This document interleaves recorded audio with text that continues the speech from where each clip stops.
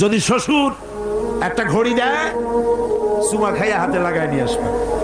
যদি একজোড়া জুতা দেয়, 14 গোষ্ঠীর কপাল মনে করে নিয়ে আসবা। শেরওয়ানে দিল, আলহামদুলিল্লাহ বলে গায়ে দিয়ে নিয়ে আসবা। তোমার তো তৃপ্তি হওয়া উচিত।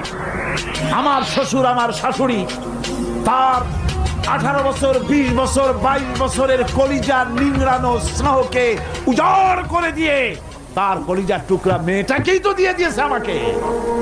এর থেকে টেলিভিশন বেশি, রেডিও বেশি, গাড়ি বেশি, বাড়ি বেশি?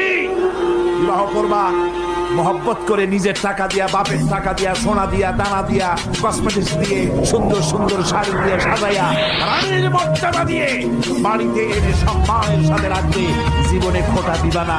বলি বড় দুঃখে, এই জন্য বলি আমার দেশে একটা যৌতুকের ঘড়ির জন্য, একটা যৌতুকের রেডিওর জন্য, 100 টাকার জন্য আমার দেশে স্বামীরা স্ত্রীকে গলা টিপে হত্যা করেছে।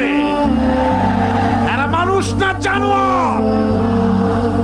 সুতরাং যুবকেরা, বীর চট্টলার, বীর মুজাহিদ, তরুণ যুবক, তোমরা যারা বিয়ে করনি, ওয়াদা করো যৌতুক ছাড়াই বিবাহ করবে। কারা হাত উঁচু করে দেখো।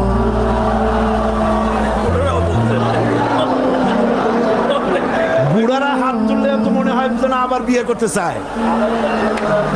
বুড়ারা না, জওয়ানেরা। জওয়ান বসো বসো বসো বসো। আলহামদুলিল্লাহ, জোরে কোন আলহামদুলিল্লাহ।